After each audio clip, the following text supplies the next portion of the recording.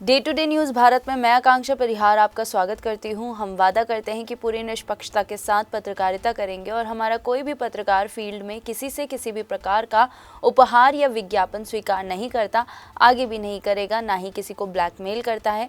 हम दबे कुचले लोगों की आवाज़ बनते आए हैं और आगे भी बनेंगे। साथ ही हम ऐसी कोई भी खबर नहीं दिखाएंगे जिससे हमारी भोली भाली जनता मूर्ख बने या किसी भी प्रकार का कोई धोखा मिले। हम लोकतंत्र के चौथे स्तंभ को और अधिक मजबूत करने की पूरी कोशिश में लगे हुए हैं। और अब बात करते हैं खबर की। आज दुनिया की राजनीतिक और कूटनीति में हलचल मचाने वाला बयान आया है। अमेरिका के राष्ट्रपति डोनाल्ड ट्रंप ने एक बार फिर दुनिया को चौंका दिया है। मंच था वर्ल्ड इकोनॉमिक फोरम दावोस और मुद्दा बना ग्रीनलैंड पर अमेरिका का दावा, यूरोप पर हमला और भारत की तारीफ। ट्रंप ने खुले मंच से कहा है कि ग्रीनलैंड की सुरक्षा अमेरिका के अलावा कोई नहीं कर सकता और इसी आधार पर उन्होंने उस पर अपना हक जायज़ ठहराने की कोशिश की। हालांकि पहली बार ट्रंप ने ये भी कहा कि ग्रीनलैंड को हासिल करने के लिए अमेरिका ताकत का इस्तेमाल नहीं करेगा।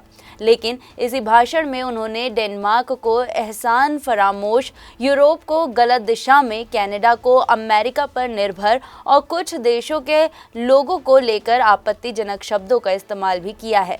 तो सवाल ये है, क्या ये सिर्फ एक भाषण था या फिर आने वाले वक्त में दुनिया की जियोपॉलिटिक्स बदलने का संकेत? आइए समझते हैं ट्रंप के इस भाषण की 7 सबसे अहम बातें। पहली बड़ी बात, ग्रीनलैंड को लेकर ट्रंप का दावा। ट्रंप ने कहा कि हमारे अलावा कोई भी देश ग्रीनलैंड की हिफाजत नहीं कर सकता। उन्होंने दूसरे विश्व युद्ध का हवाला देते हुए कहा कि जब जर्मनी ने डेनमार्क पर कब्जा किया था तब अमेरिका ने ही ग्रीनलैंड की सुरक्षा की थी। ट्रंप का दावा है कि युद्ध के बाद ग्रीनलैंड को डेनमार्क को लौटाना अमेरिका की सबसे बड़ी रणनीतिक गलती थी। उनके मुताबिक ग्रीनलैंड आज भी अमेरिका की राष्ट्रीय सुरक्षा के लिए बेहद अहम है। दूसरी बात, डेनमार्क पर सीधा हमला। ट्रंप ने डेनमार्क को एहसान फरामोश करार दिया। उन्होंने कहा कि दूसरे विश्व युद्ध में डेनमार्क सिर्फ 6 घंटे में जर्मनी से हार गया था, ना खुद की रक्षा कर सका ना ग्रीनलैंड की। ट्रंप बोले, इतनी मदद के बावजूद डेनमार्क आज ग्रीनलैंड का नियंत्रण छोड़ने को तैयार नहीं है और यहीं से ट्रंप की नाराजगी खुलकर सामने आ जाती है। तीसरी बात, कनाडा पर तंज। ट्रंप ने कहा कि कनाडा को अमेरिका से बहुत कुछ मुफ्त में मिलता है। कनाडा अमेरिका की वजह से ही चल पा रहा है। उन्होंने कनाडा के प्रधानमंत्री को चेतावनी देते हुए कहा कि अगली बार बयान देते वक्त ये बात याद रखनी चाहिए। चौथी बात, वेनेजुएला और तेल डील। ट्रंप ने वेनेजुएला को लेकर एक बड़ा खुलासा किया है। उन्होंने बताया कि अमेरिका और वेनेजुएला के बीच 5 करोड़ बैरल तेल को लेकर समझौता हुआ है। अमेरिका अपनी बड़ी तेल कंपनी को वेनेजुएला में लगाएगा और दोनों देश तेल से होने वाली कमाई को शेयर करेंगे। ट्रंप के मुताबिक इस डील के बाद वेनेजुएला बहुत पैसा कमाने वाला है। पांचवी बात, यूरोप पर तीखा हमला। ट्रंप ने यूरोप की इमिग्रेशन और आर्थिक नीतियों को नाकाम बताया। उन्होंने कहा कि यूरोप के कई हिस्से अब पहचाने जाने लायक भी नहीं रहे हैं। उनका दावा है कि यूरोप को अमेरिका जैसा बनना चाहिए और वही करना चाहिए जो अमेरिका कर रहा है। छठी बात, नाटो पर सवाल। ट्रंप ने नाटो की मजबूती पर भी सवाल उठा दिया। उन्होंने कहा कि उन्हें शक है कि ज़रूरत पड़ने पर नाटो अमेरिका की मदद करेगा या नहीं। ट्रंप बोले, अमेरिका हमेशा अपने सहयोगियों के साथ खड़ा रहता है, लेकिन बदले में उन्हें वैसा भरोसा नहीं दिखता। सातवीं बात, यूक्रेन युद्ध। यूक्रेन रूस युद्ध पर ट्रंप ने साफ कहा कि इसकी जिम्मेदारी यूरोप को लेनी चाहिए।